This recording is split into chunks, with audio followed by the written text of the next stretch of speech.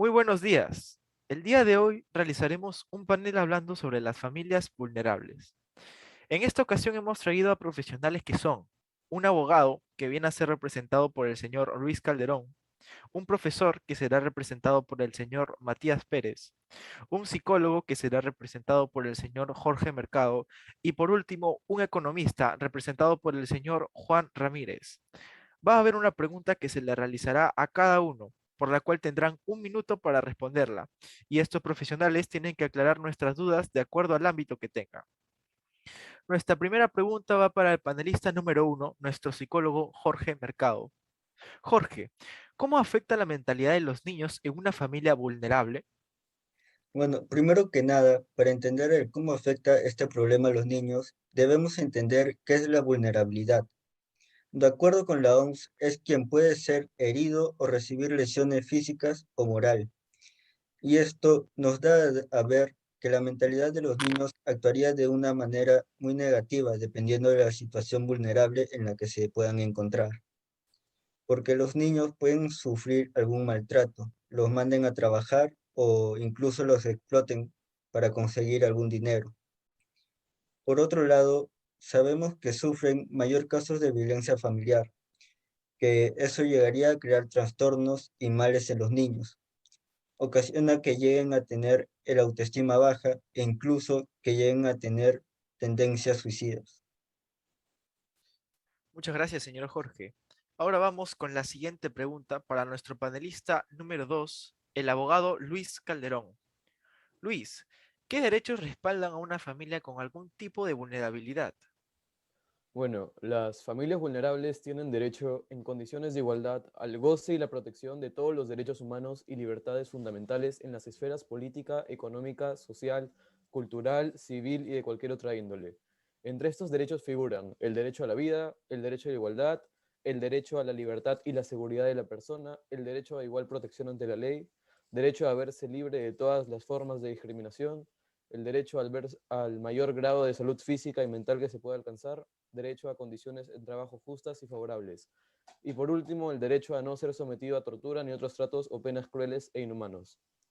Finalmente, los estados deben condenar la violencia contra las familias vulnerables y no invocar ninguna costumbre o tradición o consideración religiosa para eludir su obligación de procurar eliminarla. Los estados deben aplicar por todos los medios apropiados y sin demora una política encaminada a eliminar la violencia contra las familias vulnerables. Gracias. Muchas gracias, Luis. Ahora vamos a la siguiente pregunta para nuestro panelista número 3, el profesor Matías Pérez. Matías, ¿cuál es la postura de usted en cuanto a los niños que no tienen la oportunidad de estudiar? Bueno, es bastante lamentable cómo en las noticias aparece que niños de distintos departamentos tienen que hacer un sacrificio inhumano a tan corta edad como subir un cerro a tempranas horas de la mañana con grado bajo cero, tan solo para escuchar la radio donde dan sus clases. Por el otro lado, hay que estar atrás de ellos, más que todo para que sigan el buen camino y no terminen ocasionando actos delincuenciales. Pienso que el Minedu tiene que ser más empático y empezar a hacer proyectos para sacar provecho a la gran cantidad de chicos que quieren progresar en el estudio, no solo en Lima, sino en los lugares más inhóspitos y desamparados de nuestro Perú. Así también, en un futuro, mejorar en los distintos ámbitos del país con la mano de las nuevas generaciones. Muchas gracias, Matías.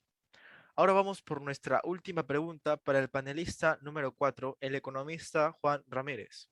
Juan, ¿qué es lo que más afecta en el aspecto económico a las familias que tienen cualquier tipo de situación vulnerable? Estas situaciones pueden afectar de muchas formas, como ejemplo, en el tema de alimentación, educación, vestimentas, artefactos electrónicos, etc. Este tipo de casos se presenta demasiado en nuestro país, el continente, por el hecho de los sueldos bajos, la alta de precios, la hiperinflación, los impuestos abusivos y etc. Y la principal causa del por qué se presentan estas circunstancias es por el hecho del mal manejo de la gente del Estado, políticos y personajes de cargos públicos. A día de hoy es normal ver este tipo de casos y se ve reflejado en la delincuencia, y otro caso muy común es también ver a los niños trabajando en la calle para ayudar a su familia. Gracias. Muchas gracias, señor Juan. Quiero cerrar este panel con una pequeña conclusión. En una familia vulnerable se habla tanto de niños como también de los padres, ya que cada acción que hagan los padres perjudica a los niños, como la falta de trabajo que afecta en la economía familiar y consecuencia de ello trae la falta de educación y alimentación. Algo que debemos tomar en cuenta en estos casos es que estas familias no tienen ayuda del gobierno peruano cuando son las que más lo necesitan. Entonces, estas personas se afectan aún más, llevándolas a la pobreza extrema. Lo que debemos hacer nosotros es apoyar a estas personas que lo necesitan, aunque sea con los más chicos. Muchas gracias. Ya. Quiero cerrar este panel con una pequeña conclusión. En una familia vulnerable se habla tanto de niños como también de los padres, ya que cada acción que hagan los padres perjudica a los niños, como la falta de trabajo que afecta en la economía familiar y consecuencia de ello trae la falta de educación y alimentación.